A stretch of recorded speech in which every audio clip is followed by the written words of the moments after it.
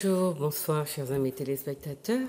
Voilà, j'espère que vous allez bien, que vous appréciez la nourriture spirituelle que nous vous apportons et que nos débats continuent à vous intéresser. Donc aujourd'hui, on va aller droit au but. On va vous parler du VIV avec 4 invités. Donc Didier Michalon, bonsoir Didier. Bonsoir Didier Juliette, Michalon. bonsoir tous les téléspectateurs et les téléspectatrices.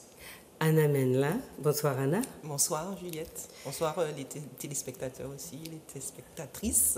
D'accord. Olivier Carême. Bonsoir à toi, bonsoir à tous les téléspectateurs, spectatrices de Zouk TV. Et puis Corinne Dubousquet. Bonsoir à toi, à vous et aux téléspectateurs de Zouk TV. Donc bienvenue, chers amis, vous avez donc nos téléspectateurs, nos invités déclinés. Maintenant, on va vous les présenter dans leur titre, parce que c'est une association qui se présente à nous ce soir. C'est une association qui s'appelle VIV, Village Initiative Volontaire. Alors, le président, c'est Olivier Carême. Tout à fait. Président.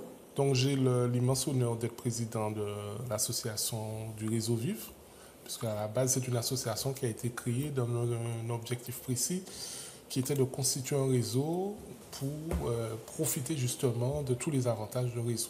C'est-à-dire être plus fort parce qu'on est ensemble et qu'on peut s'appuyer les uns sur les autres. D'accord. Et l'idée de village aussi rend cette dimension. Tout à fait. Symboliquement, on a pensé un peu à la Martinique d'une certaine époque où les communautés vivaient comme dans des villages et pouvaient se soutenir et avec des coups de main. Il y avait toute une série de pratiques ancestrales qui ont permis à la Martinique d'être ce qu'elle est aujourd'hui, justement. D'accord. Donc vous avez vu le logo de l'association Vive tout à l'heure. Ensuite, donc le vice-président, ou là, c'est vous la vice-présidente, Corinne? Oui, je suis la vice-présidente. Corinne est la vice-présidente, oui. Comme Olivier, donc Olivier et moi, nous sommes les tout premiers membres du réseau, puisque Vive a été pensé depuis au moins 3-4 ans. Et effectivement, le village est l'expression visible de Vive. C'est un lieu où toutes les personnes qui sont membres de l'association peuvent venir présenter leurs produits et se faire connaître. Les membres de l'association. Les membres de Pas l'association. tout le monde, les membres de l'association. Alors, il y a des possibilités exceptionnellement, effectivement, d'accueillir d'autres personnes qui ne sont pas encore membres de l'association, donc qui peuvent venir découvrir, parce que c'est un état d'esprit, en fait, Vive. Il y a un concept de famille. Quand Olivier disait que on reprenait un petit peu ce qu'il y avait d'ancestral, on est vraiment dans une idée de solidarité, d'entraide. C'est comme une grande famille, en fait, Vive. Donc, les personnes peuvent déjà venir découvrir le concept et puis si ça les intéresse, s'ils s'y retrouvent, intégrer le réseau. Adhérer à l'association. Ensuite, nous avons donc le trésorier adjoint qui est Didier Michalon. Oui, rebonsoir. Oui, moi j'ai la modeste place de trésorier adjoint, une place quand même prépondérante, mais je suis officieusement, inéluctablement le ministre de la propagande de Vive, mais une bonne propagande saine, dans la mesure où on a essayé de mutualiser, de rassembler nos ressources en fait. C'est la somme de nos expériences au travers de nos artistes, nos artisans, nos agroécologistes, nos agriculteurs. Et des têtes pensantes, et on se dit, bon, ce serait bien de repenser certaines choses en Martinique, repenser notre façon de jardiner, notre façon de manger, notre façon de boire. C'est une remise en question, en fait, notre façon de nous habiller. Vivre, c'est tout ça, mais c'est l'entraide par-dessus tout.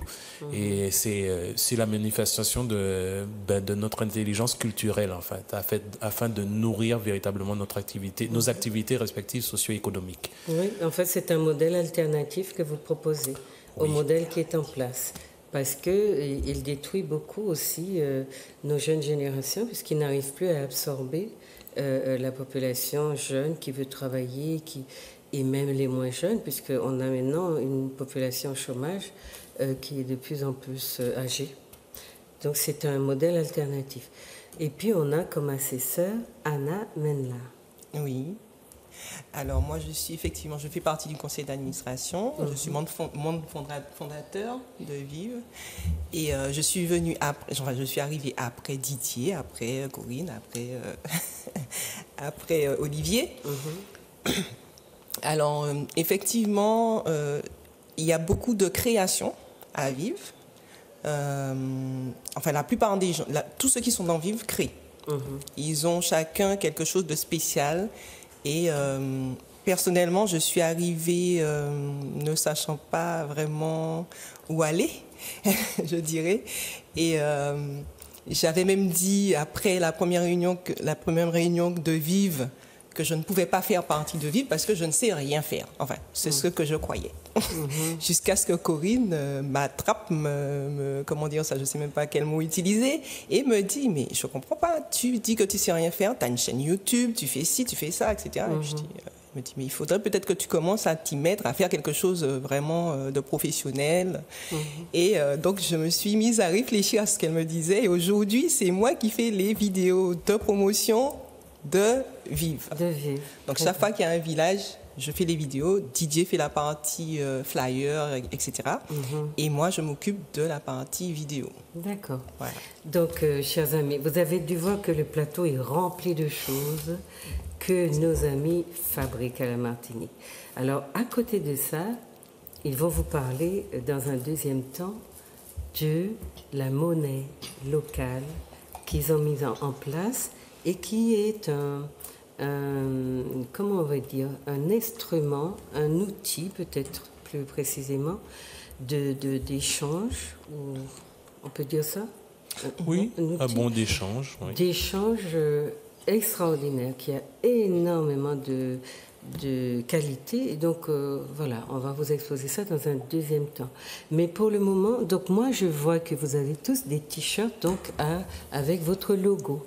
Donc, les téléspectateurs voient votre logo.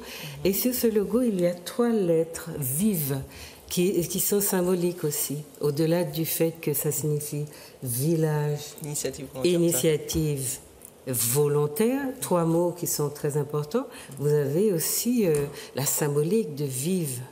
Hein, vous voulez nous dire quelque chose? Vous y avez pensé dans ces termes-là, je suppose. Alors moi, j'ai encore en mémoire la séance de remue-ménage, de brainstorming, comme on dit maintenant, sur le nom. Et on a beaucoup discuté avant de trouver un nom. Et en fait, ce nom, finalement, a fait consensus. Une fois qu'il a été prononcé, il a fait consensus.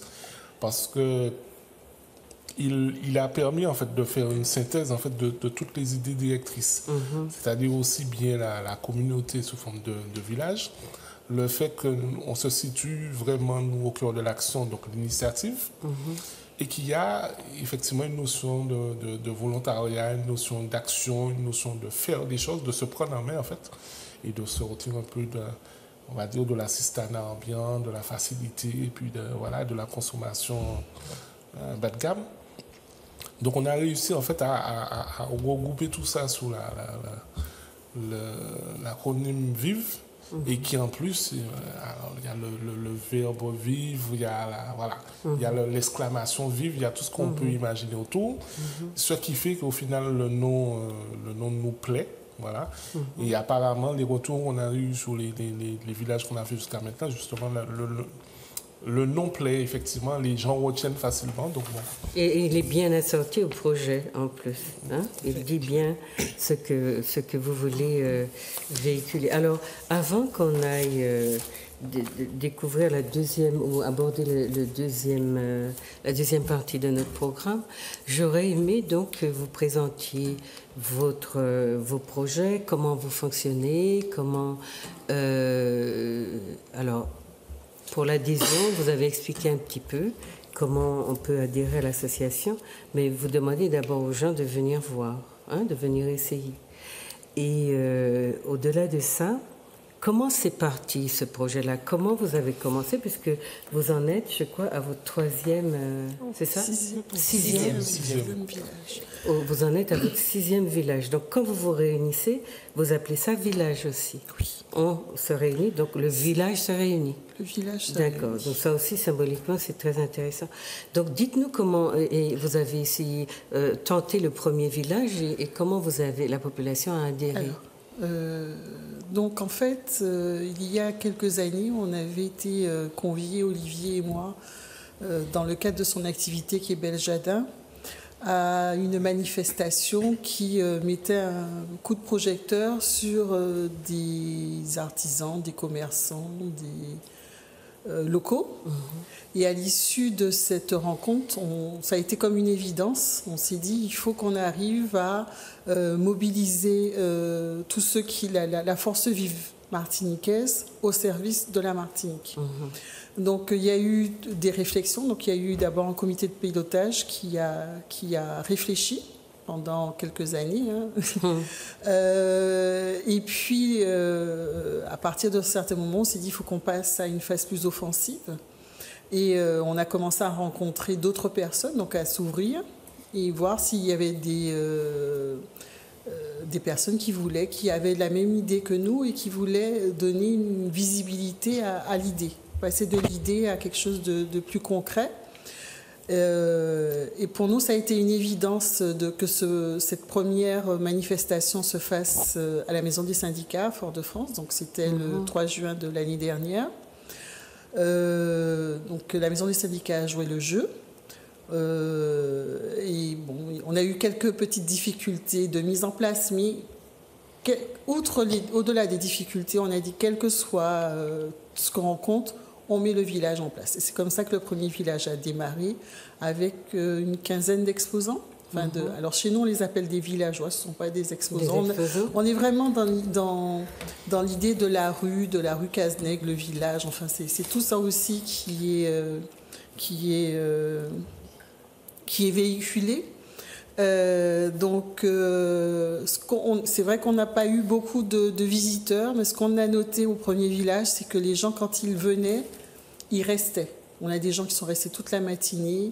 Ils ont vraiment pris le temps avec chaque villageois, discuter. On avait des personnes qui fabriquaient sur place des produits, donc ça faisait des attractions. Ils ont pu goûter à des spécificités, puisque nous avons un traiteur qui met en avant les produits locaux. Elle peut aussi bien développer toute une gamme autour du fouillis à pain. Un village, elle nous avait fait un pâté en pot de fouillis à pain succulent, comme elle peut travailler la patate douce sous toutes ses formes. Et puis, on avait des agriculteurs et on a des artistes aussi, donc qui assuraient la partie animation musicale. Donc ça, c'était le premier village. Et à l'issue de cette manifestation, on s'est réunis. Donc, Vive, une des particularités, c'est que tout est participatif. C'est-à-dire que quand Olivier a dit que pour le nom, il y a eu un brainstorming, il y a pas, même si Olivier est le président, c'est pas lui qui décide. Il y a vraiment l'idée que chacun apporte sa pierre à l'édifice et que toute idée est bonne. Donc à l'issue de ce premier village, on s'est réunis, on a fait un débriefing et on a décidé que c'était parti, qu'on avait envie de renouveler. Donc voilà, et on va... Donc le fait vous n'ayez pas eu beaucoup de gens au départ ne vous a pas découragé? Non, pas du tout. D'accord. Ce qui a été porteur, excusez-moi, ce qui a été porteur, c'est vraiment la solidarité qui a joué, c'est-à-dire que même s'il n'y a pas eu beaucoup de visiteurs, les villageois ont quand même pu vendre leurs produits, même si c'était nous-mêmes. On a d'abord, nous, commencé par découvrir nos propres produits. Donc ça a été un vecteur. Et puis...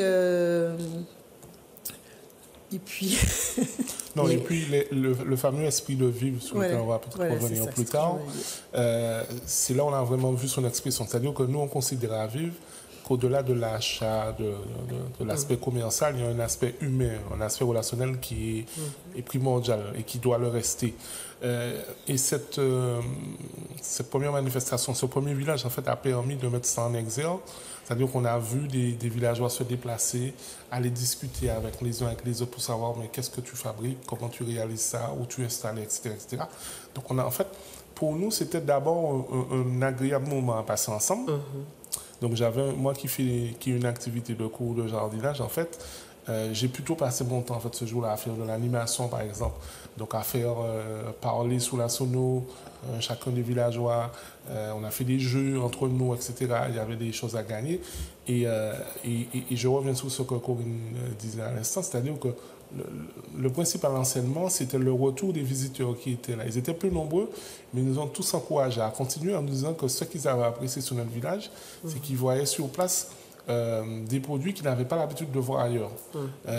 Et qu'ils se rendaient bien compte qu'on était exclusivement sur de la production faite en Martinique, souvent avec des produits, une base locale, et que ça changeait du Made in China qu'ils avaient des fois l'habitude de voir ailleurs, et que grâce à ça, ils avaient envie de venir, et que on a eu des demandes, par exemple, pour les prochains villages à partir de ça, alors qu'on n'avait même pas encore fixé de date de deuxième village, par exemple. D'accord.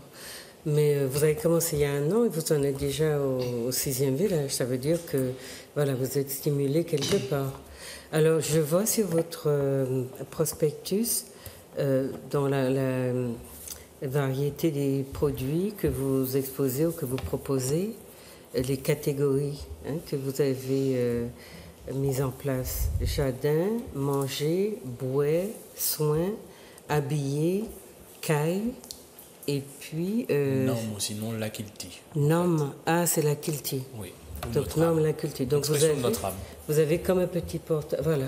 Donc je suppose qu'on va le voir tout à l'heure ou comment on va le voir sur une diapositive. Très certainement. Voilà. Mais donc ça c'est la première expérience.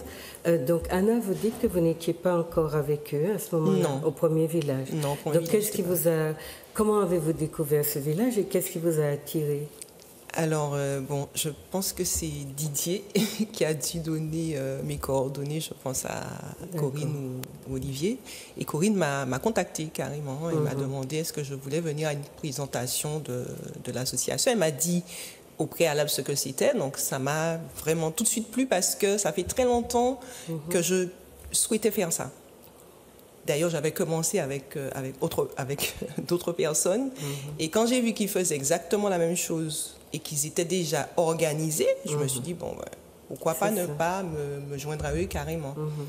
C'est-à-dire que la structure à partir de laquelle vous organisez vos manifestations, elle est bien ancrée, elle est bien structurée. Donc, ça vous permet aussi même quand vous n'avez pas beaucoup de public, de perdurer, de durer, enfin de rester dans ce cadre de village qui peut à n'importe quel moment, n'importe où, se repartir ou se monter ou se décider demain, tiens, le village sera présent à tel et tel endroit. Parce qu'en fait, c'est un concept, mais c'est aussi une série de gens qui adhèrent à cette sorte de, comment on va dire, d'esprit de mobilité aussi, parce que vous attendez des gens qui soient mobiles, que là où vous allez trouver, voilà, une opportunité, que le village se monte. C'est comme si on avait démonté sa tente et qu'on la remontait. Voilà, c'est exactement ça. En fait. C'est un peu ça. Et en même temps, derrière, il y a tout ce que vous drainez comme esprit de solidarité, puisque le village représente véritablement la collectivité, le besoin d'être un collectif. Alors, Olivier, comment Didier, vous avez commencé au début. Vous êtes un concepteur, parce que pour la monnaie, c'est vous qu'on entendra beaucoup aussi. Vous êtes un concepteur du village. C'est fort possible.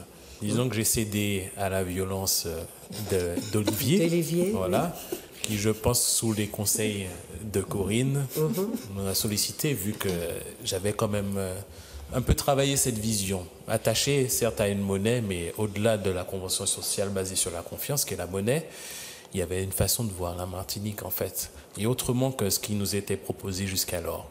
Comme je dis souvent, la langue française est formidable. On a un modèle, en fait, dans lequel on s'applique à se débattre et qui nous sidère. Mais il se trouve que lexicalement, le mot sidérer, c'est exactement l'inverse que désirer. Voilà. C'est-à-dire qu'on reste là, nous laisser entendre qu'on n'a pas, on est tétanisé. Voilà. Et on ne bouge pas, on fait Ce rien. qui est intéressant, c'est que le mot sidère, sans faire l'intellectuel, c'est extrait du mot sidus, en fait, des étoiles. Donc on contemple et puis on ne peut pas faire grand-chose. Vive est la preuve que non. Vive est la preuve que non. Vive est plus l'expression du désir, en fait, de ce qu'on veut, en fait. Et c'est ça, c'est ce qui est important, c'est qu'on a soulevé toutes ces questions. Partant du jardin, donc, parce que le jardin, c'est la pierre angulaire de vivre, mais de la vie en général, de la nature, en fait. On plante une graine et puis on voit comment ça émerge, bien ancré dans nos racines, donc bien conscient de notre culture, et à terme pour porter les meilleurs fruits. Porter les meilleurs fruits, c'est se valoriser. Et aujourd'hui, moi, avec ma fibre, on dira marketing, un peu graphiste, amateur, mais et plus imprégné de l'amour, un amour indéfectible pour ce que nous sommes. C'était inévitable qu'on croise nos deux mondes, Olivier, Corinne, Didier, bon voilà, on s'était déjà croisés avant, hein, voilà. J'ai beaucoup de mauvaises fréquentations, eux aussi. Mais je vois que sur le plan générationnel, vous êtes à peu près de la même classe d'âge, donc vous êtes des comment on dira ça, par rapport au choix que faisaient nos aînés ou les formes de réussite sociale qui étaient valorisées, vous êtes en rupture avec ces formes-là, parce que vous êtes dans la recherche de formes d'épanouissement qui vont puiser dans vos racines. Hein. J'entends beaucoup le mot racine et c'est important. Et en même temps, vous cherchez des alternatives économiques. Vous refusez un modèle qui finalement nous détruit à petit feu. Donc vous êtes dans peut-être quelque chose de notre société qui est en train en partie, puisque malheureusement tout le monde n'a pas conscience que la nécessité de se prendre en charge se fait de plus en plus ressentir, hein, et que si on ne le fait pas, on va être complètement écrasé. Donc, vous êtes là des porteurs d'alternatives. Enfin, vous proposez des choses dans un certain domaine ou dans plusieurs domaines. Donc, on va les présenter à nos téléspectateurs, mais on va dire un petit peu avant quelles sont vos origines professionnelles, parce que on n'a pas besoin non plus d'être déclassé pour faire ça. Vous comprenez? Voilà, donc dites aux téléspectateurs un peu votre parcours pour qu'ils comprennent. Alors, je suis, donc moi en tant que président, pas seulement président de Vive, je suis en fait conseiller agricole de formation, avec un cursus BTS, puis diplôme d'ingénieur quelques années plus tard. Mais c'est vrai que mon parcours professionnel m'a au moins appris une chose, c'est que on doit se prendre en main, on doit faire des choses. Et je viens justement de tout ce qui est milieu agricole, où on a l'habitude de se retrousser les manches pour travailler. Voilà. Donc l'idée de vivre, j'ai envie de dire, pour moi, c'était une suite logique à un certain nombre de choses que je dénonçais depuis des années, on va dire un certain immobilisme et une certaine déliquescence de la société, n'ayant pas peur des mots. Tout, voilà, la réflexion qui a été entamée depuis 3 à 4 ans et puis qui a abouti à vivre une fois qu'on a rencontré les mauvaises fréquentations, comme disait Didier, qui est prêt à nous suivre sous cette idée-là, en fait. Voilà. Enfin, c'est de mauvaises fréquentations bien harmonieuses. Hein? Voilà. Parce qu'on vous sent bien en harmonie, bien en... Alors, et Anna? Oui, alors moi, je suis en création d'entreprise. En fait, j'ai déjà créé, j'ai arrêté. En fait, je suis une créatrice née, en fait. Je ne peux pas travailler pour 3 points de suspension. Donc là, je suis en train de créer justement ma boîte pour la vidéo. Donc je fais des spots vidéo, je dis bien des spots vidéo. Elles sont sur mes chaînes YouTube. Mais votre formation est donc dans la communication? Pas du tout. Pas du tout. D'accord. Alors, s'il faut parler de ça, j'ai un BTS électronique, j'ai un BTS compta gestion, bon, enfin, voilà. Oui, plein de choses. Voilà. Mais bon, c'est pas le principal pour moi. Donc, je dirais que grâce à Olivier, justement, j'ai pu me former parce que je suis partie de ce que je faisais déjà et j'ai été formée avec des professionnels à Grenoble. Et aujourd'hui, mes spots ont une autre dimension. D'ailleurs, vous pouvez aller voir sur ma chaîne YouTube. Je n'ai pas enlevé les premières. Hein. C'est pour qu'on voit la progression. Le titre de la chaîne YouTube. Alors, ma chaîne YouTube, c'est Anna Manla. Voilà. A-N-A. Plus loin, Manla, M-apostrophe, n'importe quoi. M majuscule A-N-L-A. Donc, Anna Manla. Vous allez sur YouTube et vous allez découvrir ce que je fais. Et vous pouvez vous abonner. Comme ça, vous serez toujours informé des dernières sorties. Et vous, Corinne? Alors, j'ai une formation économique à la base, parce que j'ai fait partie de la première génération de l'école de commerce, l'IAM à l'époque. Je me suis expatriée un peu et je suis revenue avec toujours l'envie. Alors, c'est important cette expérience à l'IAM parce qu'on était déjà tourné sur la Caraïbe. Et quand je suis partie en France, j'ai été à la Sorbonne Nouvelle où j'ai continué à travailler sur la Caraïbe. Et puis, j'ai toujours eu envie de travailler avec l'humain. Donc, je me suis orientée vers le travail social. Donc, je suis assistante sociale depuis 15 ans maintenant. Et voilà, donc, cette somme d'expériences m'a amenée à vivre, à travers aussi mes expériences professionnelles, puisque je me rends bien compte au quotidien que si nous, on ne se prend pas en main, personne ne va le faire. Et qu'il faut arriver à briser un petit peu la chaîne d'assistanat dans laquelle nous sommes. Il n'y a que nous. Hein, et quand j'ai eu l'occasion de faire des visites à domicile et de me rendre compte de la richesse des gens qui ne savent pas en fait combien ils sont riches de leurs 10 doigts. Et je me suis dit, et puis ce qu'ils font n'est pas valorisé. Non, mais à eux-mêmes n'apparaît pas comme des objets de valeur. Quoi. Et Anna est bien l'exemple.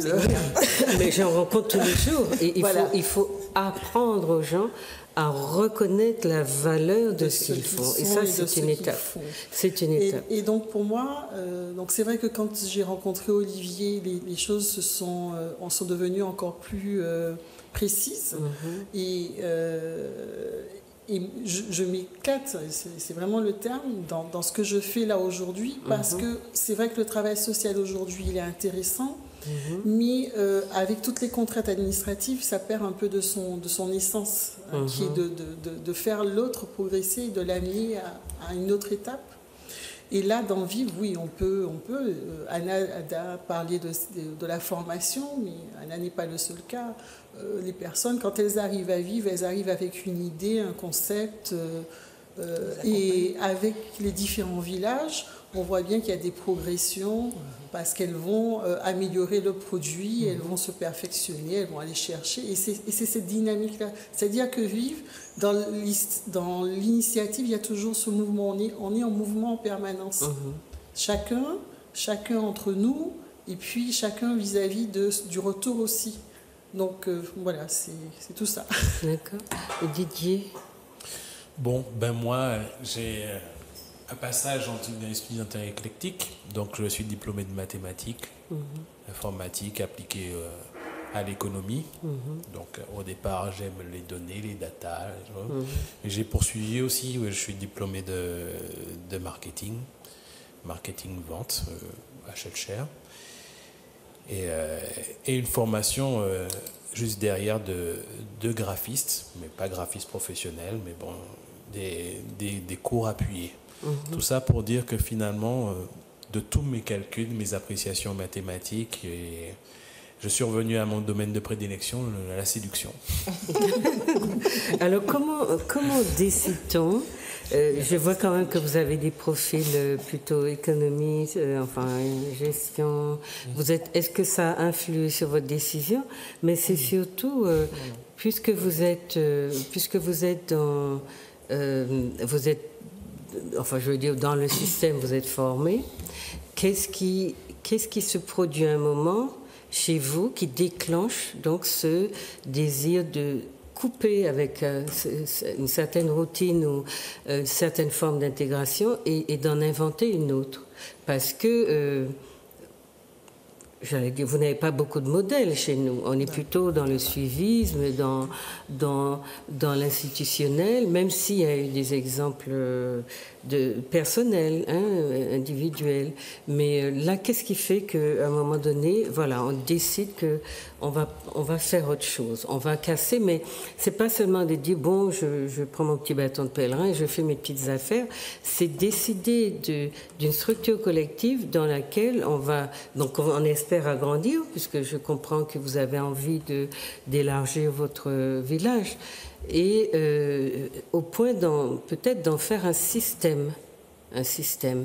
Alors, qu'est-ce qui provoque, à quel moment on déclenche ça? Alors, ça se déclenche. Je pense d'abord qu'il y a, pour tous ceux qui sont autour de cette table, mais même ceux qui sont de Vive, qui sont arrivés après, on va dire un passé de militant associatif. D'accord. J'ai envie de dire que c'est l'élément de départ, c'est ça. C'est-à-dire au militant associatif, quel que soit le type d'association, avec des bouts de ficelle, on va faire des choses extraordinaires et on prend l'habitude, au fur et à mesure, d'être en action, d'être en mouvement, comme disait Corinne précédemment. Après, effectivement, on a tous plus ou moins un profil économie. Moi, dans mes études agricoles, il y en avait beaucoup, gestion, contexte, etc. Et c'est vrai qu'on est obligé de faire un certain constat au bout d'un moment, lorsqu'on a les 10 ans, 15 ans d'activité professionnelle.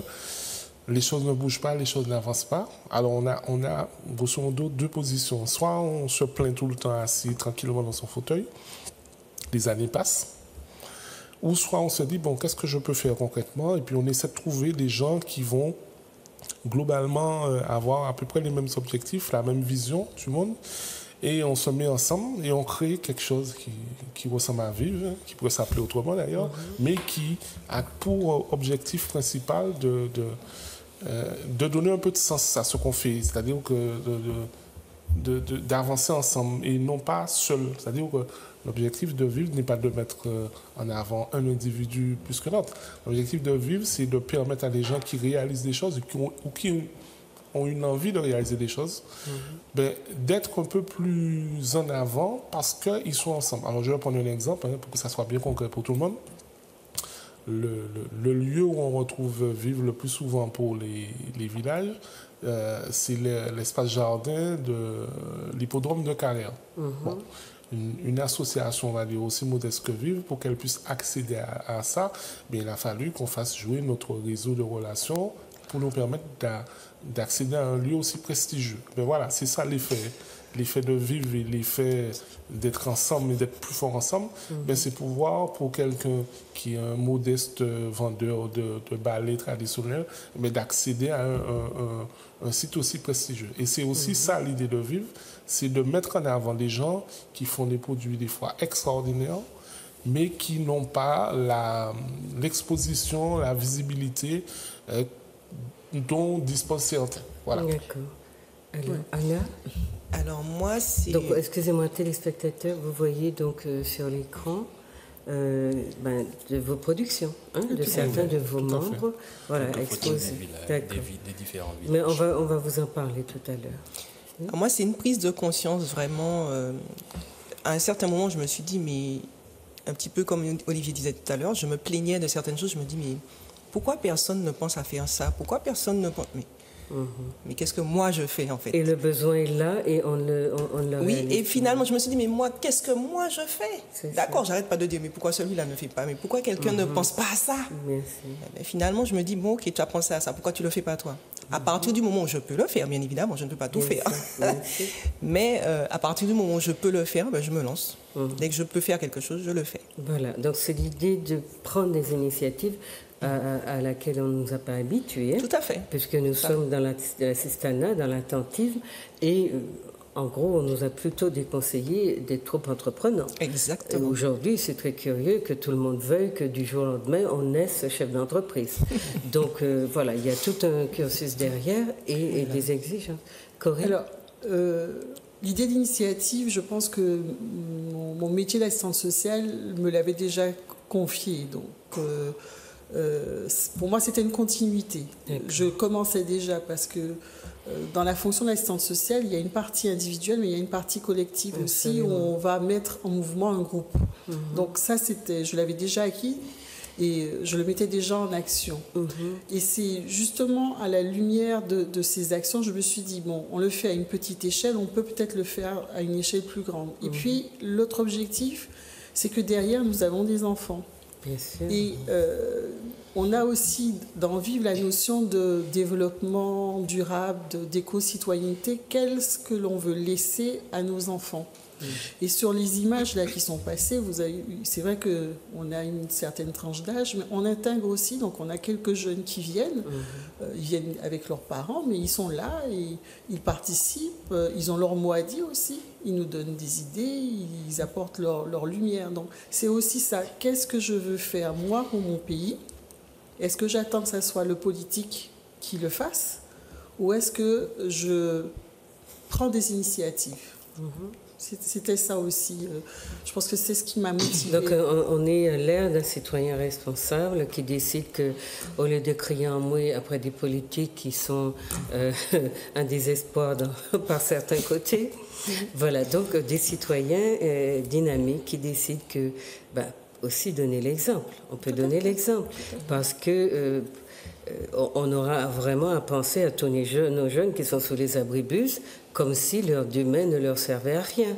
Et il faut donc nous arriver à trouver une solution pour sortir nos enfants de sous les abribus et qu'on ne les enferme pas dans les prisons ou dans des centres soi-disant où on s'occupe d'eux. Donc la création, moi dans les expériences que j'ai faites, on donne aux gamins une roche, n'importe quoi. Ils n'ont jamais touché à quoi que ce soit au niveau même de l'art de faire des choses. Et vous les voyez vraiment dans la surprise la plus totale. Vous produisez des objets, vous vous dites, mais... Et ça, non seulement c'est une perte d'énergie, de potentiel, tout ce que vous voulez, mais c'est désespérant de savoir que dans le système dans lequel on est, nos jeunes qui ne veulent pas aller à l'école ou continuer l'école telle qu'elle est là, telle qu'elle fonctionne, et qui sont jetés dehors, et que ces jeunes-là restent sous les abribus parce que rien n'est prévu pour eux. Ceci dit, je vais exagérer un petit peu, les portes des prisons sont grandes ouvertes, parce que je ne sais pas combien de nos jeunes sont dans ces prisons-là, parce que dès que quelque chose ne va pas, on s'en débarrasse aussi de cette façon-là. Et puis, ceux qui décident de rester plutôt dehors que dedans, qui sont sur les abribus, ils n'ont rien à faire, ils n'ont aucun projet, donc ils se bouffent entre eux. Et régulièrement, donc on apprend qu'il y a eu des coups de ci, des coups de ça, qui font d'ailleurs, on se dit, heureusement que la presse a à se mettre ça sous la dent. Parce que parfois, vraiment, on est un peu désespéré de voir que rien de ce que font ces jeunes de très positif, ou même de susciter comment on va dire ça, cet esprit de créativité, c'est leur créativité, très souvent, les jeunes sont stigmatisés, donc ils ont un petit peu de méfiance par rapport à ce qui se dit de manière très officielle sur eux. Oui. Et puis, alors c'est vrai qu'on parle beaucoup du village, mais Vivre, c'est aussi une organisation interne autour de commissions. Et donc, ces commissions-là, ce sont des organes qui nous permettront aussi à terme de pouvoir répondre à l'avenir, surtout pour nos jeunes. De proposer d'autres choses. Puisqu'on a par exemple une commission formation, on a des commissions organisation de village. Enfin, donc, outre l'idée de village, visibilité extérieure, il y a tout un concept. Oui, vous avez pensé le concept. Alors pour la question de développement durable, donc c'est forcément il vous faut. Mais vous avez aussi pensé à la transmission transgénérationnelle et à ce que éventuellement ça peut susciter aussi chez les autres qui eux ne sont pas débloqués de ce côté-là, mais de dire là il y a des gens qui disent pourquoi pas moi aussi, mais j'ai des compétences. Pourquoi est-ce que parce que la confiance en soi, l'estime de soi, toutes ces choses-là qui manquent à notre peuple, se font qu'ils ont énormément de qualités. enfin les gens, nos membres, et qui ne le savent pas. Donc c'est pour ça que c'était intéressant de présenter votre projet, ce que vous faites aux nôtres, partout aussi dans la diaspora, de manière à ce qu'on se dise il faut se bouger. Et c'est ça le mot-clé. Donc Didier, qu'est-ce que vous vouliez dire là-dessus? Alors je vais peut-être un peu bousculer les a priori, mais s'agissant, on parlait de formation. Moi j'ai été formé avant les mathématiques, informatique, statistiques. J'ai été formé à monter dans un manguier. J'ai été formé avec mes cousins à fabriquer des trottinettes. J'ai été formé à la pêche au brigot, aux ratières, voilà. Et ce qui me définit aujourd'hui, c'est beaucoup plus ça que mes épisodes mathématiques, graphiques, statistiques, c'est la réalité. On ne va pas se mentir. Aujourd'hui, on a besoin de s'exprimer en Martinique et d'exprimer ce que nous sommes. Et c'est vrai qu'aujourd'hui, entre guillemets, des gens de l'extérieur sont appliqués, je dis, à nous verrouiller. Et j'ai envie de dire à nos compatriotes qu'il est temps de se sublimer. Il est temps, si effectivement on a des personnes en place qui ne font pas ce qu'il faut, ben, le temps d'une stratégie érotique territoriale est venu. Et quand je dis ça, je pèse mes mots, c'est-à-dire que nous sommes sublimes, nous sommes sexy, on est sensuels, mais il est temps de montrer, c'est pour ça que par exemple au travers des prospectus et notre communication, c'est hautement coloré. On dit, oh il y a trop de couleurs, Didier, qu'est-ce qui se passe? J'ai dit non, c'est volontaire.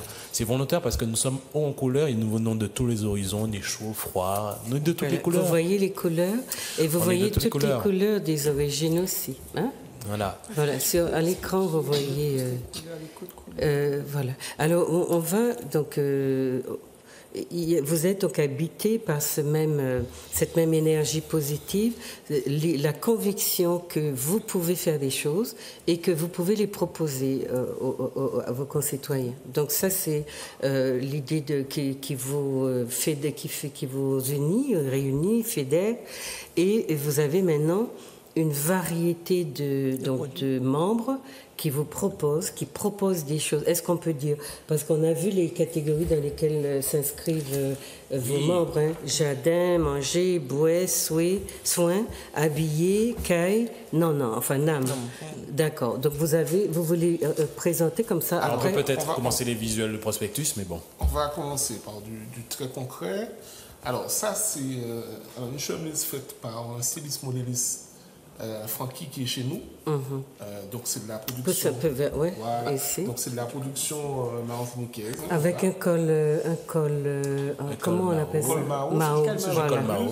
En madras. Et qui fait des choses très intéressantes parce qu'il va travailler le tissu comme vous n'avez pas forcément l'habitude de le voir et qu'on peut le rencontrer sur le village.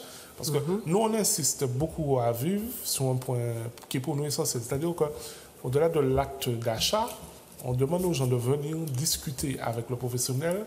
Ça permet des fois de lever des doutes, de lever des incompréhensions, de passer commande tout simplement et de profiter des fois de prix plus intéressants sur le village qu'ailleurs. Donc ça, c'est pour la partie habillement. Mais ça libère aussi comment on va dire, sa fantaisie. Vous pouvez inventer un modèle et demander à votre couturier.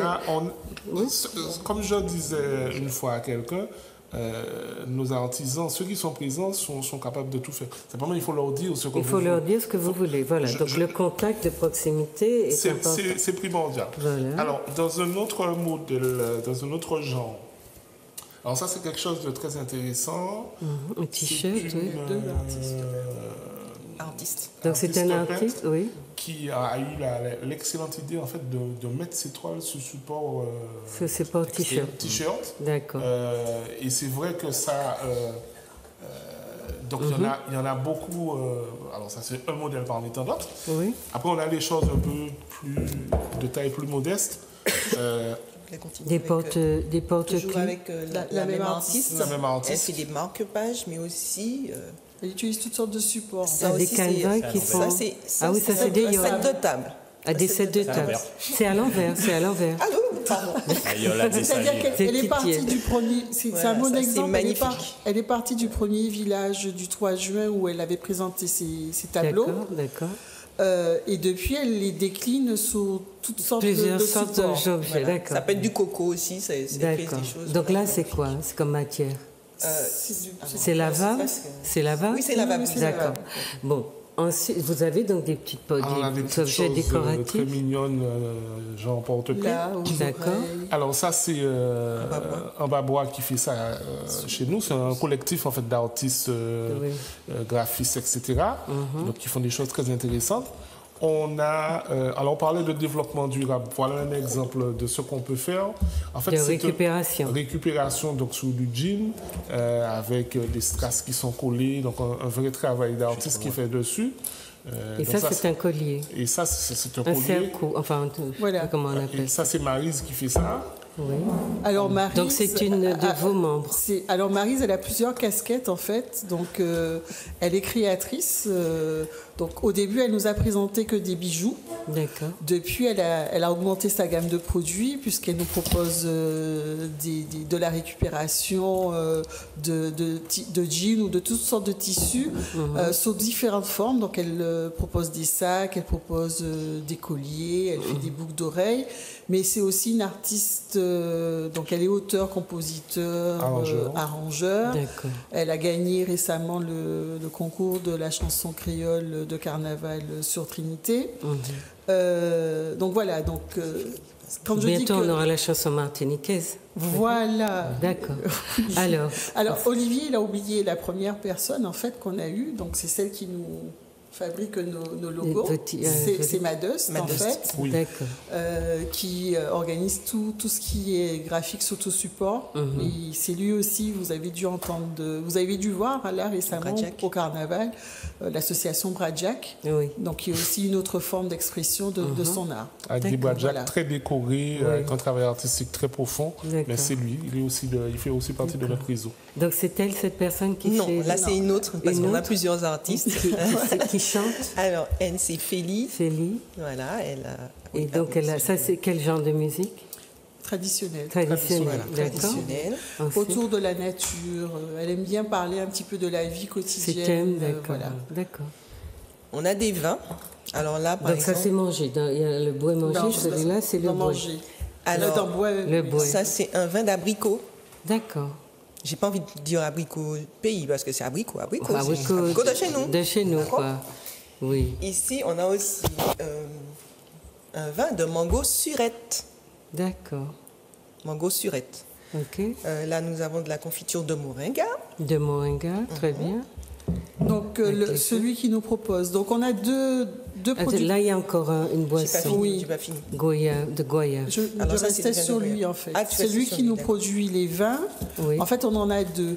Okay. Donc, ils ne sont pas au même niveau du développement, parce que j'ai dit, on est toujours en marche. Donc, lui, il présente comme ça. Et puis, on a un deuxième groupe de producteurs de vins qui, eux, veulent commercialiser différemment. Donc, on ne va pas les trouver aujourd'hui, mais ils sont là aussi dans le réseau. Et en fait, là, c'est Henri Burnet qui nous décline les vins et toutes sortes de farines. Donc, il est allé voir nos légumes pays. Donc, on va retrouver des farines de patates douces, des farines de fruits à pain, des farines de tina. Et sur place, sur le village, il les met en dégustation. Donc, ce sont plusieurs formes. Donc, il y a des crêpes à base des farines locales. Et puis, il nous a décliné des biscuits sous forme comme des cookies. Des sablés, avec des sablés qui sont des alicaments, en fait. Donc, il est allé voir quelles sont les vertus médicinales de nos produits locaux pour les mettre au service. Les déclinant sous forme d'aliments consommables, d'accord. Voilà. D'accord. Et donc, ça, c'est... Alors, donc, il y a aussi les balais d'antan. Les balais d'antan, là, voilà. Ça, c'est pour juste épousseter. Pour épousseter, oui. Balais natanier, voilà. Et c'est Monsieur Serge Frick qui fait ça. Et il y a un service après-vente sur le balai. D'accord. C'est-à-dire que s'il est abîmé, on lui ramène le manche. Oui, alors il faut qu'on fasse vite parce qu'il nous faut parler de la monnaie. La monnaie est très importante. Donc on a aussi des boissons qui ne sont pas présentes ici. Il y a boisson à la goyave, là. Il y a Muriel. Et je vois des pierres, des peintures sur pierre. Ça, c'est toujours les artistes. Ce sont les artistes, d'accord. Je me permets, tout ce qu'on évoque là, en fait, c'est rythmé par un prospectus. Voilà. On a un prospectus. Alors, je n'ai pas dit, c'est que moi, en matière, mon métier, en fait, je travaille dans la beauté de distribution. C'est faire le choix entre les différents fournisseurs, constituer une gamme de produits pour répondre à un maximum de besoins, et puis épurer, et puis valoriser au travers du marketing, quoi que ce soit. Donc c'est pour ça qu'on a un prospectus. Donc si tu peux montrer le tien, Corinne. Le mien est fatigué, il a traversé, mais je tiens quand même à le montrer. Avec tous les produits que vous proposez. Ordonnés par le même paysage, c'est-à-dire que... Avec un double affichage de prix. Ah oui, avec le visage des personnes qui les offrent. Oui, c'est un gros catalogue. Hein. C'est plus un catalogue. C'est une bonne amorce, un beau prospectus. Oui. Bon, voilà, enfin, c'est plus qu'un prospectus, hein, chers téléspectateurs, c'est un gros catalogue. Un vivectus, voilà. Dépêchez-vous alors, d'aller. on voit à l'écran, effectivement, alors là, j'insiste, au départ, au-delà de la vente de produits et de prix, je me suis dit qu'on va commencer à mettre quand même des informations liées à la saison de nos fruits, déjà pour commencer, parce que je trouve étonnant que d'un point de vue pédagogique, on n'ait pas nos écoles qui soient dotées de ça systématiquement, mais on va retrouver aussi des informations intéressantes liées... Anna voulait présenter un autre objet. Oui, avant de présenter ça, je disais qu'il y a aussi des gens qui font des boissons. Faites voir, Anna. Alors ça, c'est juste... Aux couleurs du drapeau martiniquais. Voilà, alors ça, c'est moi qui réalise. Des sacoches. Voilà, pour un téléphone, donc il y a une poche intérieure. Pour un téléphone portable, d'accord. Pour un téléphone portable, voilà. Il y a des poches intérieures, extérieures aussi. Et l'argent de poche. Téléphone portable et argent de poche avec une grande bandoulière. Voilà. D'accord. Et donc je disais qu'il y a aussi des boissons, donc des madous. Madou de Muriel, c'est quelle herbe encore? Basilic, etc. Et il y a aussi Racine, c'est aussi une boisson. Enfin, donc, vous avez des bijoux par là. Oui. Vous avez des bijoux, vous avez des petits couilles, vous avez. Il y a plein de choses. En fait, sur le village, on va trouver tout ce dont on a besoin. On va pouvoir s'asseoir avec les bancs d'antan, en matériaux de récupération. Oui. On va pouvoir se coucher, être à son aise avec les meubles de Luc qui sont. J'ai vu une chaise réversible, donc une partie chaise et une partie escabeau. On va pouvoir se restaurer puisqu'on a plusieurs villageois qui proposent des produits alimentaires. On va pouvoir s'habiller puisqu'on a plusieurs stylistes. Donc c'est vrai que là on a parlé de Francky, mais nous avons aussi Marie-Claire qui propose des produits pour femmes rondes et vêtements traditionnels. On va pouvoir boire, on va pouvoir... on a un jeune qui nous fait l'animation. Excusez-moi, ça, ce sont les chemises de Francky. Voilà, chers téléspectateurs, précipitez-vous sur le village. C'est Didier qui est le modèle. Pour la jeunesse de l'histoire, j'avais une chemise qu'une amie angolaise avait faite pour moi, voilà, avec du tissu traditionnel, et le patron lui a servi à cette déclinaison. C'est-à-dire que je dis à Francky, bon, maintenant j'ai été récupérer des tissus qui me convenaient. Au départ, j'ai cette chemise comme ça et cette couleur, mais j'expliquerai, parce qu'on va revenir sur les billets, j'expliquerai pourquoi. Et l'idée, en fait, c'est de faire le mannequin. J'ai retiré la tête parce que la tête est vilaine. Mais Corinne, finissez. Mais la chemise est très belle. Et puis maintenant, on va passer Et la partie NAM, en fait, elle est dans où est-ce qu'on la retrouve l'amour de la culture. C'est l'expression de l'esprit, en fait. Voilà, donc... l'expression artistique, en fait. C'est-à-dire travailler aussi avec les matériaux de votre pays, vous inspirer de formes, de couleurs qui sont de chez nous, ça fait partie de la culture. Dans aussi tout ce qui est les animations musicales, donc on a eu l'occasion de faire des Bel Souhait, du Daniel Souhait. On a été présent sur le Grand Prix de la CTM où on a fait un mouvement Bel Air avec des explications. Donc il y a tout ce qui est... Là, c'est le travail du couille. Du couille. Donc là, le couille, elle fabrique les couilles sur place. D'accord, voilà. Donc, on peut manger aussi. Il y a des assiettes, il y a des... Enfin, il y a toutes sortes de choses. Il y a un petit restaurant à la Martinique où vous mangez dans les couilles, vous savez. C'est très agréable. C'est les louches, tout ce qui sert, et la vaisselle étant. Donc, vous proposez ça aussi. Et en fait, le vecteur commun de tout cela, c'est ce que Didier, en fait, il va développer, c'est le couille. Parce que le couille, c'est celui avec lequel on va manger, mais c'est aussi celui où on va échanger. C'est notre monnaie. Notre monnaie, c'est le couille. C'est-à-dire, c'est le nom de la monnaie, mais ça ne va pas être un petit couille comme ça, un récipient, mais un couille monnaie. Un vrai couille. Oui, Olivier va nous en parler. D'accord. Non, moi, c'est Didier, toujours. Didier va nous en parler, pardon. Olivier, Didier, c'est chacun à ma droite et à ma gauche. Voilà. Donc... ça, c'est sur la question même du fonctionnement de l'association. Bon, s'il y a des gens, des créateurs ou des gens qui n'ont pas encore commencé, mais qui veulent commencer, donc ils s'adressent à vous. Vous allez donner des références, des numéros de téléphone ou peu importe. Et les prospectus comme ça, ils peuvent les trouver où, les gens, si ça les intéresse? On va les décliner. Pour l'instant, ce sont des spécimens, mais bon, on va en imprimer un petit peu. Vous allez en imprimer parce que là-dessus, il y a plein de numéros de téléphone. Hein. Voilà. Donc, ça sera simple de suivre. WhatsApp. Enfin, on utilise tous les vecteurs de communication aujourd'hui. Mais où est-ce que vous annoncez les villages? Quelle fréquence? Alors, chaque fois qu'il y a un village, environ une semaine à 15 jours, ça dépend de notre degré de l'organisation. Il va y avoir une vidéo qui va être faite par Anna, qui va partir sur Facebook, sur WhatsApp au moins. Il y a des audios YouTube aussi. Il y a des prospectus, enfin des vivectus, comme dit Didier. Donc vous annoncez le qui village. ont fait. Et en général, on fait 2-3 passages radio, télé. Et c'est vrai que les gens commencent à nous suivre vraiment. Donc on a des réguliers. On a des réguliers qui viennent pratiquement sur chaque village. D'accord. Bon, chers amis téléspectateurs, vous savez ce qu'il vous reste à faire, de vous intéresser. Et puis, même si vous ne voulez pas en faire votre métier, mais que si vous êtes de bons créateurs, amenez au collectif là vos compétences. Il y a des gens, de toute façon, qui ont envie de consommer local et qui ont du mal à trouver les produits. Parce qu'on produit local parfois, mais en trop petite quantité pour satisfaire nos besoins. Donc plus on aura de personnes intéressées, mieux ça sera. Alors maintenant, on va passer à la deuxième partie de notre émission qui est très importante, c'est-à-dire qu'on a présenté le cadre dans lequel le village agit, interagit, mais on va essayer de voir comment, sur quelle base les liens de commerce, enfin les liens commerçants s'établissent entre les gens. Parce que c'est un village, mais où se vendent des produits fabriqués par ce que vous appelez les exposants, mais qui sont en fait des villageois. Hein? Donc, sur cette base-là, c'est Didier qui m'a rappelé, qui s'appelle bien Didier, qui va nous donner nous expliquer un petit peu.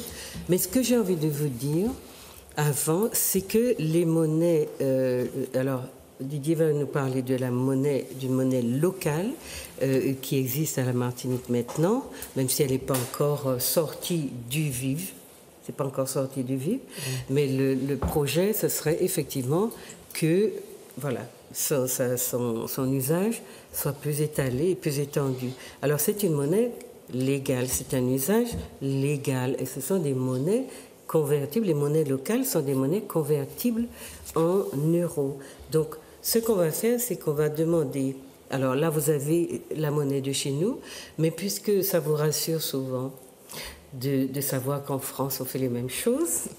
Nous en sommes et dans le monde, et comme nous manquons de confiance en nous, c'est un domaine de notre identité à travailler, eh bien, nous avons besoin de savoir que d'autres font pareil.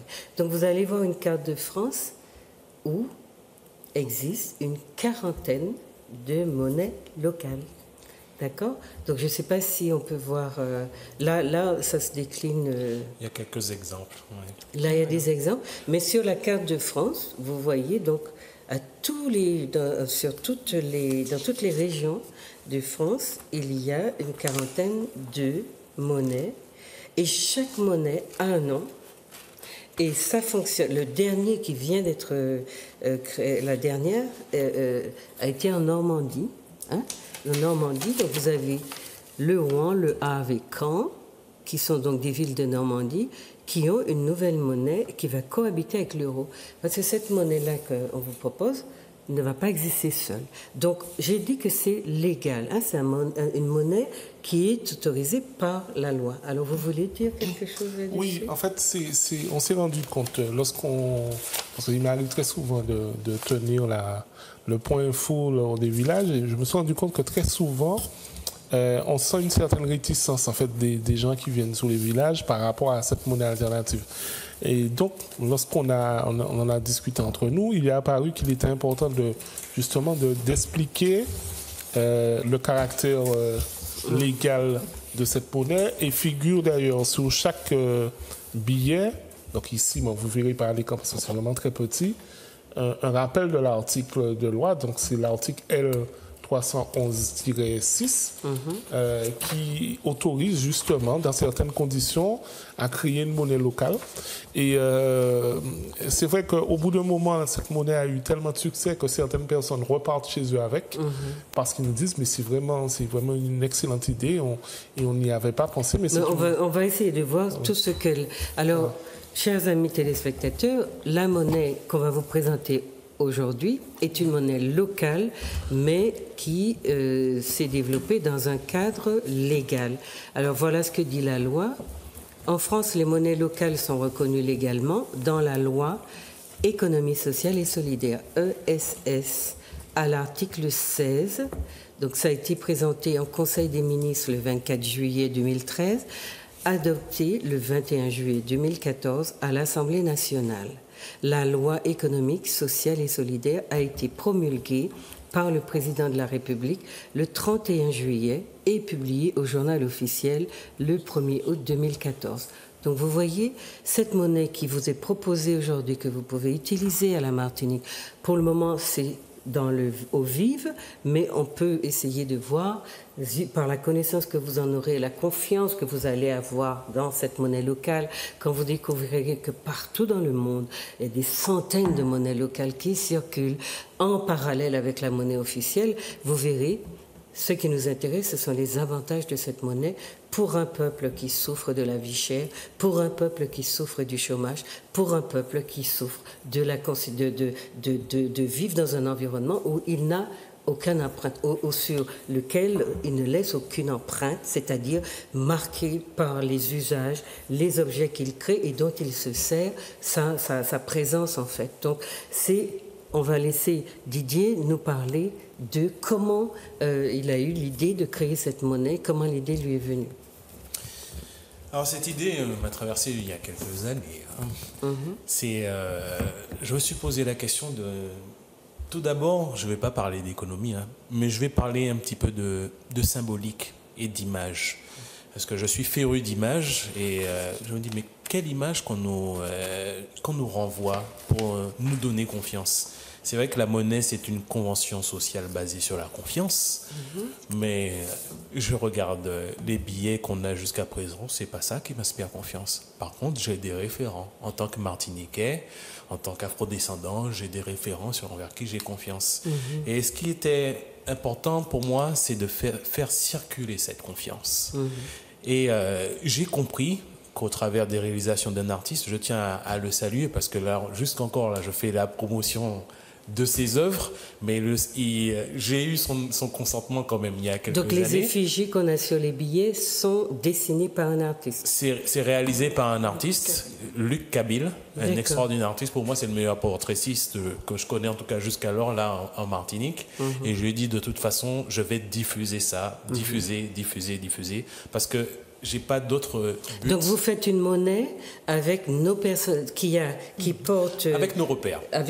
Mais nos repères, ce sont nos personnalités en fait. Nos personnalités. Voilà. Demain, ça peut être nos localités ou notre faune, notre flore, parce que vous verrez en fond en fait qu'il y a des motifs en fait. Alors là, derrière Barry Copette, on a des yoleurs, Oui. Est-ce qu'on peut voir, voilà, vous voyez les personnages, vous voyez Aimé Césaire, France Fanon, Glissant, Copette, c'est ça? Oui, Suzanne Palsy, Eugène Mona.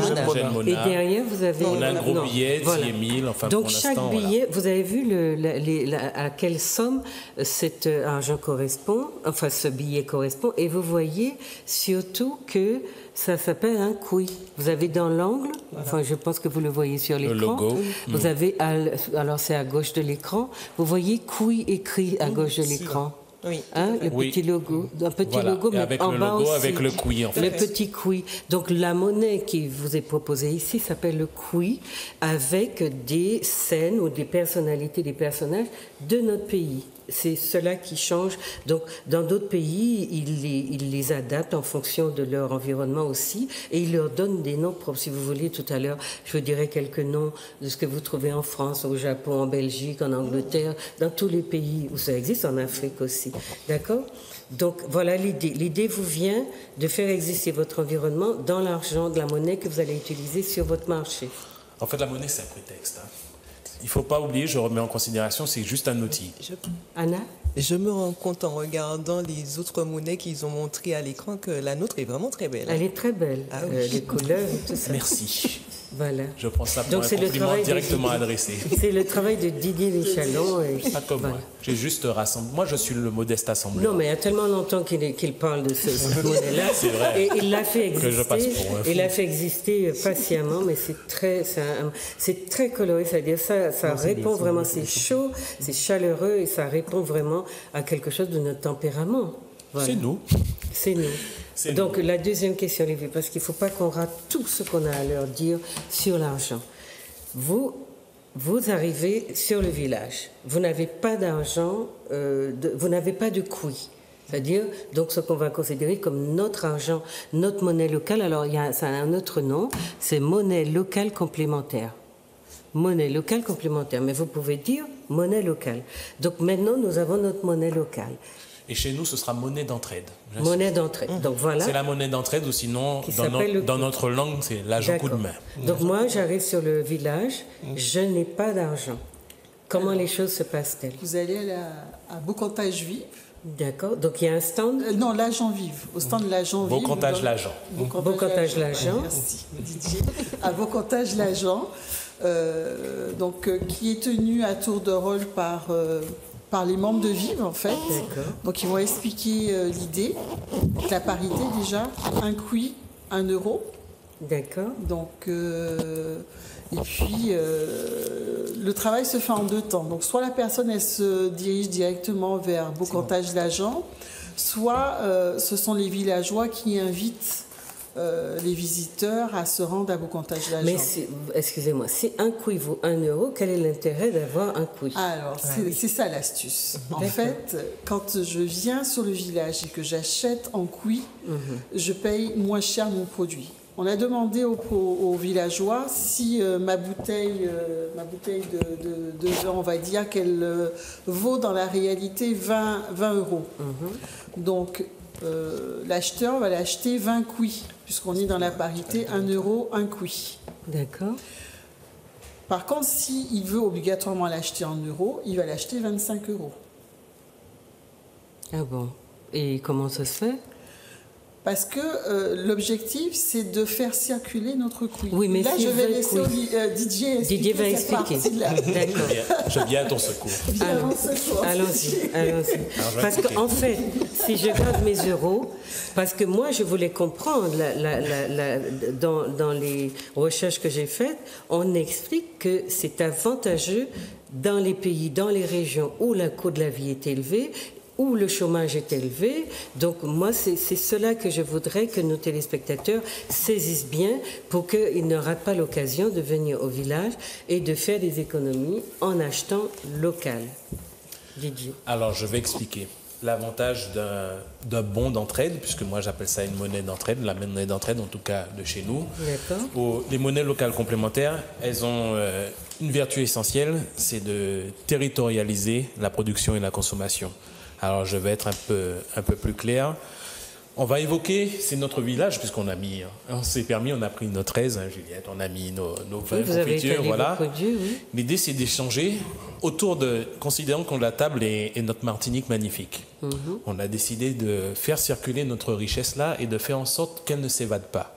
Parce qu'il faut bien comprendre qu'en économie, le plus important, c'est de faire circuler la richesse, oui. Au travers de l'argent. La monnaie est à l'économie ce que le sang est au corps humain. C'est-à-dire qu'il faut que ça circule. Quand je dis ça, j'évoque, alors je bouge mes doigts comme ça, mais il faut bien que le sang circule pour que je fasse ça. Voilà. Et que mes membres soient irrigués.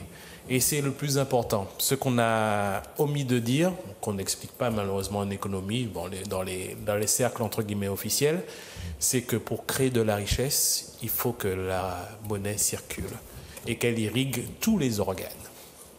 Tous les organes. Et le but de territorialiser une monnaie, c'est-à-dire que lui appliquer un nom et puis le mettre dans un certain cercle vertueux, c'est qu'à terme, l'argent qu'on utilise, que Corinne utilise, à terme, va lui revenir d'une façon inéluctable. Peut-être pas en totalité, mais en tout cas, cet argent sert à financer des actions qui vont dans le sens dans lequel on veut faire évoluer nos valeurs. Donc je rebondis sur un aspect que j'ai saisi. Vous considérez que ce qui est intéressant avec la monnaie locale, c'est qu'elle circule parce que vous avez un circuit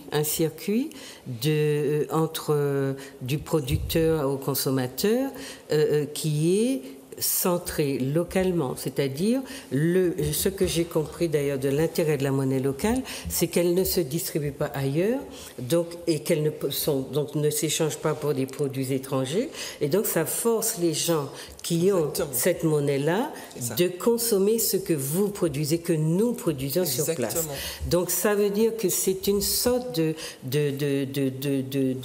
démarche patriotique qui fait que vous allez d'abord vous préoccuper de faire travailler vos producteurs, vos créateurs, et de faire que l'argent qui circule permette aux gens qui l'utilisent de faire des économies. Alors, moi, j'ai pris un exemple que j'ai entendu, puisqu'on vous dit qu'après le Brésil, c'est la France qui est la plus grande productrice de monnaie locale. Vous voyez, la France... c'est une contre-vérité. C'est une contre-volonté. C'est une contre-vérité. Donc, c'est pas après le Brésil. Je vais ponctuer. Vous allez ponctuer. Alors, voilà, par exemple, un exemple qui est donné. Vous allez au restaurant. Le restaurateur, vous allez manger ce que le restaurateur vous propose, ou que vous choisissez sur sa carte, mais le restaurateur s'est approvisionné auprès du boucher qui est dans la région, le boucher s'est approvisionné auprès de l'éleveur qui est dans la région, et puis tout le circuit qui est en amont, qui est de la région, a été sollicité ou a eu, si vous voulez, une part dans ce process de commerce avec cet argent, dans ce process qui a fait que l'argent a tourné, mais est resté dans la localité, et en même temps, chacun en a eu pour son compte. Donc la question maintenant, Didier, c'est qu'est-ce qui est avantageux par rapport à l'euro, puisque les deux monnaies existent en parallèle. Alors, il faut bien comprendre que c'est pas une monnaie contre une autre, c'est juste pour compléter en fait les défauts malheureusement de l'euro. Parce que l'euro a des défauts, il faut le dire. C'est vrai qu'on court après l'euro, mais l'euro n'irrigue pas forcément tout ce qu'on veut en Martinique. On a des initiatives... Il est surtout très élevé. Voilà, surtout très élevé. Ça complique, le coût de la vie est vraiment exorbitant. Oui. Et maintenant, pour quel type de consommation? J'ai envie de dire que depuis des années, on a des débats sur l'écologie, des conférences sur l'environnement, sur le développement durable, sur les ressources qui seraient bon de mettre, en branle en Martinique, les conversions, les énergies fossiles ou pas, aujourd'hui il y a le bioma ou quoi que ce soit, mais existe du débat l'argent, alors que c'est précisément l'argent qui sous-tend tout ce qu'on évoque là. C'est-à-dire qu'aujourd'hui, on ne parle pas Tout d'environnement. l'échange est basé On ne parle sur- pas d'environnement sans parler de finances. On ne parle pas de développement et puis de réhabilitation des hôpitaux, services publics sans parler de finances. L'argent est partout. Dites aux téléspectateurs pourquoi ils ont intérêt à utiliser cet argent-là plutôt que l'euro. En quoi il y a un bénéfice? Puisque tout à l'heure, j'ai appris que si je m'achète une boisson avec 20 couilles, en euros, elle me coûtera 25 euros. Alors, pour qu'on soit concret et que tout le monde puisse avoir en satisfaction. Il faut que les téléspectateurs nous comprennent et aient envie de faire. C'est pas tellement sur la valeur qu'il y a une différence et un gain pour le consommateur qui va venir sur le village. C'est plus dans la symbolique. Alors je m'explique. Comme on a expliqué précédemment dans les débats, les monnaies locales sont faites pour rester sur place. Les échanges se font au sein d'un territoire et l'argent reste sur le territoire. Et c'est ça qu'il faut retenir en fait. Lorsque cette monnaie, on l'espère, va avoir un rayonnement plus important en Martinique, vous allez pouvoir acheter aussi bien des pneus pour votre voiture que payer un médecin, etc., etc. Si les commerçants adhèrent au système. Bien évidemment. Voilà. Après, j'ai envie de dire, ça a marché ailleurs, il n'y a pas de raison que ça ne marche pas ici. Il faut qu'on décide. Et en fait, le village, si vous voulez, est un laboratoire qui nous permet aujourd'hui de commencer à habituer lentement le Martiniquais à l'idée d'une monnaie alternative. Donc, il faut qu'il voit déjà que c'est faisable. Alors, pour l'instant, j'ai envie de dire, à l'échelle du village, vous avez le Bocotage l'agent qui est le bureau de change qui va permettre de faire les échanges euro-couille. Mais à terme, ça va être un endroit sécurisé, etc. Où vous mais je vais changer, par exemple, 100 euros et j'ai 100 couilles. Voilà. D'accord. Par contre, et c'est là où il faut... Alors, vous allez, par exemple, voir Anna pour acheter des sacoches. L'avantage, lorsque vous allez la payer en couilles, c'est que quelque part, vous permettez à Anna non seulement d'avoir de l'argent pour aller faire ses courses chez l'agriculteur d'à côté, mais vous permettez surtout que ce ne soit pas de l'argent qui reparte dans un paradis fiscal quelconque, etc. Parce que c'est ça qu'il faut bien comprendre. On est là pour territorialiser une richesse, une monnaie, et on n'est pas là pour faire comment on appelle ça, pour enrichir je sais qui perdu dans un paradis fiscal, quelqu'un qui... C'est le sens de l'économie solidaire, en fait, on est vraiment de l'échange solidaire. Et on est dans la durabilité, parce que, alors, il y a quelque chose qu'on répète souvent à vivre, c'est que on fait de l'économie, nous, pour préparer les emplois de demain. Oui. Qu'on nous parlait à un moment qu'il y a les jeunes qui viennent avec leurs parents et qui sont très contents d'être là.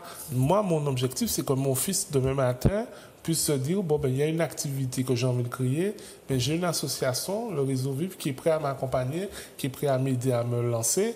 Et il y a une monnaie qui est un outil. Alors, c'est un outil parmi d'autres, il y en a d'autres. Le village, c'est un outil, la monnaie, c'est un outil.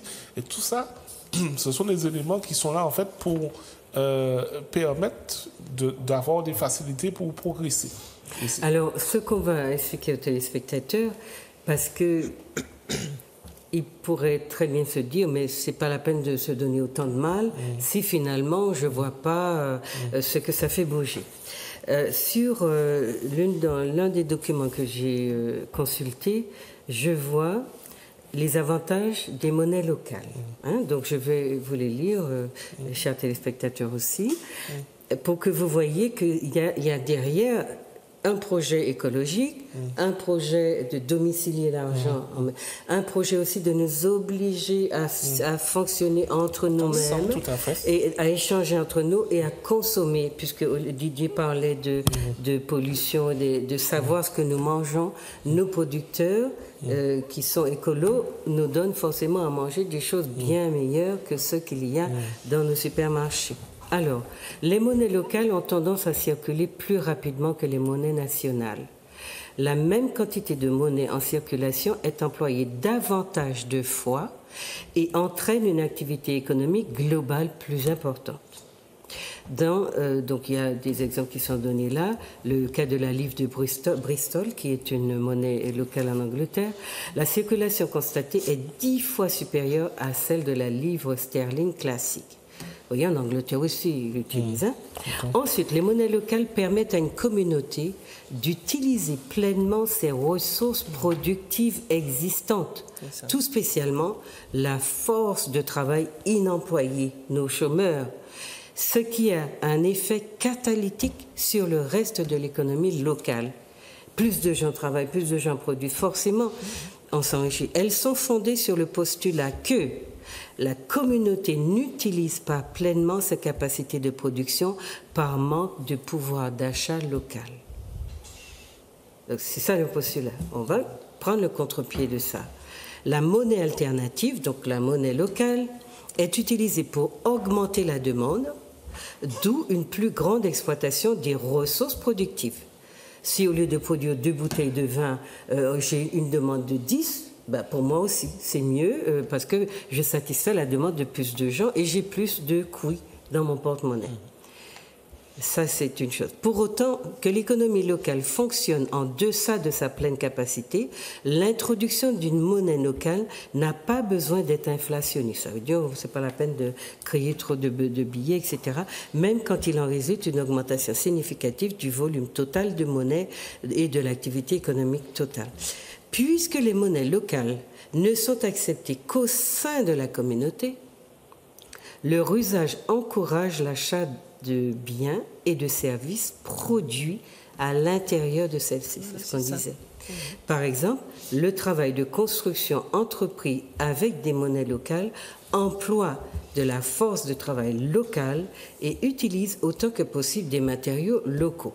Donc, voilà, avec ça, je pense que vous avez saisi un peu l'âme de... C'est pas tellement que ça vous change de l'euro, c'est que derrière, c'est ce que vous disiez au début, il y a tout un concept, une vision des relations, des rapports entre les hommes, une vision aussi au niveau en matière de qualité de produits et l'utilisation de ce que vous avez dans votre pays et de ce que vous savez en faire. Donc, d'où l'aspect culturel qui est très important. Corinne ? On peut donner un exemple, en fait, sur le village. Donc, on a des agriculteurs, on a des restaurateurs, on a des producteurs de vin. C'est ça. Donc, nos agriculteurs produisent, les restaurateurs viennent acheter les produits agricoles, voilà. Donc ils viennent enrichir le producteur. Et donc le restaurateur, lui, va produire et les villageois les exposants, parce que nous-mêmes, nous consommons ce qui est produit sur le village, on ne vient pas avec notre repas, on consomme sur place, vont venir derrière enrichir le restaurateur. Et en fait, l'argent va circuler effectivement beaucoup plus vite. On s'en rend compte quand on est à Bocantage-l'Agent, on voit bien que ça tourne beaucoup plus vite et va venir enrichir chacun. Et c'est la somme de toutes ces richesses-là qui fait la plus-value. Didier. Oui. C'est ça qui est primordial. C'est-à-dire qu'aujourd'hui, on entend des préceptes d'économie sociale, solidaire. Je suis d'accord avec ces idées. Mais à quel moment on parle de monnaie ? Parce que la monnaie, c'est l'élément fondateur de l'économie. De l'échange, voilà, en termes de l'échange. Et pour qu'il y ait des échanges, je veux dire, c'est comme une forêt. C'est une forêt, s'il y a une telle diversité, c'est pour susciter l'échange. Voilà. Il faut bien comprendre que la forêt est là, était bien là avant nous, c'est parce qu'il y avait une diversité. Voilà. La diversité qui fait sa résilience. Il faut bien comprendre qu'au niveau monétaire, c'est exactement la même chose. On est dans une monoculture. En matière d'économique, on est dans une monoculture. Ça n'a pas de sens.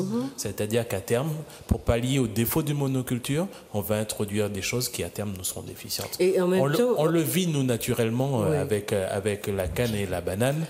On le vit tous les jours. Mais en même temps, avec la monnaie des autres, on vous oblige à consommer les produits des autres, puisque vous ne pouvez pas. C'est-à-dire que la consommation est forcément fléchée vers quelque chose qui ne fait pas forcément notre bonheur. Et donc, avec votre monnaie, donc c'est ça qu'il faut comprendre, avec votre monnaie, en plus, dans un monde qui se désolidarise, où on crie en mouille, qu'on n'a plus de... etc., voilà, nous sommes là dans une volonté aussi de recréer du lien, de forcer les gens à se parler, parce que sur les villages, vous avez beaucoup d'échanges, les gens demandent des explications, mais ils peuvent aussi faire des produits sur mesure. Tu mets trop de rhum dans ta liqueur, fais-moi une avec 10% de rhum au lieu de 20%. Enfin, je veux dire, on peut négocier de cette manière-là et puis venir chercher sa commande. Et puis, l'esprit qui règne aussi dans l'esprit villageois et l'idée qu'on veut faire du bien à son peuple. Il me semble que cette idée est très présente dans vos activités. Et cette idée-là, cette bienveillance-là, elle nous change de l'agressivité aussi qu'on peut trouver dans les supermarchés quand il y a des promotions où on se jette sur les produits de manière sauvage. Mais enfin, c'est une qualité, en fait, vous proposez une qualité de vie. Tout à fait. Oui. Oui. Là, c'est pas la quantité. De toute façon, même si on voulait produire dans la quantité, on ne peut pas face au grand de ce monde. Mais c'est la qualité. Voilà. Et la qualité, c'est la qualité intrinsèque de nos produits, de nos services. Vous voyez des tableaux de la céroseline. Voilà. Et c'est la qualité par-dessus tout, une qualité de vie. Je suis désolé, avant les affres mondialistes qu'on reçoit, on avait une qualité de vie. Hein. Moi, je reste sur mes repères de qualité de vie et c'est ce qu'il faut faire véhiculer. Mais l'idée aussi d'un modèle alternatif, je trouve qu'elle est très intéressante parce que, en fait, on est dans un monde qui détruit une partie de notre population, il ne faut pas le cacher. Il y a des gens qui savent, qui suivent dans cette jungle que nous offre la société, qui est devenue la société moderne, et qui ne savent pas suivre. Mais il vaut mieux leur donner une chance d'exister par ailleurs avec leur monnaie locale. Faites 2 porte-monnaies. Et essayer ça clignote, il faudrait qu'on arrête malheureusement, mais il y aurait tellement de choses. Comment on fait pour venir à vivre vous voulez dire, Olivier? Alors, 2 choses. Je vais me faire encore des amis rapidement. Alors, chez nous, on ne va pas trouver, on parlait de qualité, les cartons de poulet de 10 kilos à grande promotion à 4 heures du matin. On va pas trouver ça chez nous. Par contre, on a des gens qui vont valoriser les produits locaux, qui vont alors aussi bien en restauration qu'en artisanat, etc. Alors pour ceux qui voudraient nous rejoindre, puisque le temps est parti. Oui, le temps est parti. Donc un numéro de téléphone 0696 29 21 46. Alors c'est mon numéro perso, donc il n'y a pas de souci. Que vous avez donc sur le prospectus. Ce qu'il y a sous le prospectus. Sinon, on a on a une page Facebook. Le mien aussi. On a une page très Facebook. avec ça. Il y a 4 numéros. Hein? Voilà. Donc le numéro de DJ qui est le 309 324 06 96 309 324. Donc sinon j'invite très rapidement, j'invite tous les artisans, tous les artistes et tous les agriculteurs qui veulent, tous les créateurs ou tous ceux qui ont envie de participer à autre chose en Martinique, parce qu'on parle d'alternative, non, c'est l'expression de nous-mêmes. Et j'insiste, c'est ce que nous sommes et il est temps de réaliser le lien. Voilà, mais prenez le temps d'avoir des rendez-vous avec Olivier notamment, qui vous présentera ces diaporamas fabuleux. Avec, et Didier.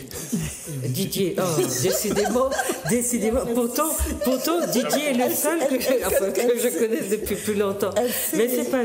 Prenez le temps d'avoir des rendez-vous dans les écoles ou pour qu'il vous montre un peu tout le travail qu'il a fait autour de déconstruire le modèle dans lequel on est. Choisir la monnaie locale, voir aussi comment soigner votre porte-monnaie, parce que franchement, tout le monde a crié en moi. Donc à un moment donné, il faut faire comme eux. Je me suis dit, mais pourquoi? Est-ce qu'il n'y a rien à faire? Est-ce que je ne peux rien faire? Et voilà, donc voilà une belle initiative qu'on voulait vous présenter à Raison Pratique. J'espère que, voilà, on va dire rapidement un petit au revoir à nos téléspectateurs. Hein? Oui, on remercie bien tous ceux qui sont restés devant leur téléviseur pour nous regarder tout au long de l'émission. Et puis on leur demande de suivre tout ce qui va se passer sur WhatsApp, tout ce qui va se passer sur la page Facebook Réseau Vive, donc Réseau RESEAU Vive VIV, et vous aurez les prochaines dates de village et puis toutes les activités. Déjà, tu peux donner le prochain village. Alors, le prochain village qui est le 24 mars à Saint-Luce, sur la place des fêtes, mais au-delà des villages, on va mettre d'autres choses en place. Il y aura des conférences, débats notamment qu'on a voulu itinérantes parce que pour nous, il n'y a pas de raison que Basse-Pointe n'ait pas la même information que les Hauts-du-Port, par exemple. Donc, on va faire ça aussi, puisque on a aussi une vision de formation, d'éducation, voilà, de conscientisation. Voilà. D'accord. Anna? Eh bien, moi, ce que j'ai à dire, c'est Vini Weno. D'accord. Et puis Anna a des jolies choses, des bonnes choses qu'elle vend. Alors, et vous, Corinne? Ah ben, moi, je vais dire que Martinique, c'est plus bel village, donc venez à Vive. Voilà. Et vous produisez quoi, Corinne? Moi. D'accord. Didier? Didier, vous tenez une épicerie, vous voulez dire où elle est? Enfin, on n'a pas le droit de faire de la publicité. Pas de la promotion. D'accord. Ce qui compte, c'est ce que nous faisons à Vive, parce que Vive viendra inéluctablement là où je travaille. Oui. C'est une suite logique, en fait. Oui, c'est une suite Alors, logique. je précise, je tiens à vous le dire, on m'a déjà sollicité en ce sens. D'accord. D'accord. Voilà. Alors, Super. chers amis, ben voilà, l'émission est déjà terminée. N'oubliez pas que ce genre de projet-là, avec une monnaie locale qui existe, allez sur Internet, cherchez monnaie locale. Vous verrez chaque monnaie dans chaque pays, dans chaque région du monde, a son nom et fonctionne partout où les gens prennent du fer. Ou bien où ils ont envie de recréer du lien, où ils ont envie de faire vivre leur région à partir de leurs produits. Et puis, donner une chance à leur créativité. Autrement dit, si on met toute notre créativité dans nos tiroirs et qu'on les oublie là, ben, qu'est-ce qu'on est? Des espèces de zombies dans une société voilà, qui nous écrase quand même un petit peu plus chaque jour. Donc, allez voir le village et puis essayez la question, la monnaie locale, pourquoi pas? Vous verrez les avantages. C'est à l'usage que vous verrez ses effets. Je vous souhaite une bonne soirée ou une bonne après-midi si vous étiez en train de voir une rediffusion. Et puis je vous dis à très bientôt.